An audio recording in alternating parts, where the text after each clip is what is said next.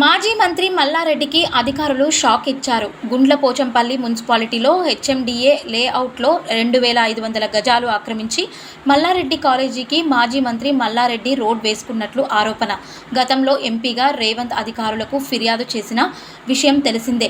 Medchal Congress incharge తోటకూర వజ్రేష్ యాదవ్ 3 ఏళ్లుగా ఈ అంశంపై పోరాటం చేస్తున్నారు. చివరకు మేడ్చల్ జిల్లా కలెక్టర్ ఆదేశాలతో హెచ్ఎండిఏ లేఅవుట్లో మల్లారెడ్డి వేసిన రోడ్డును అధికారులు తొలగించారు.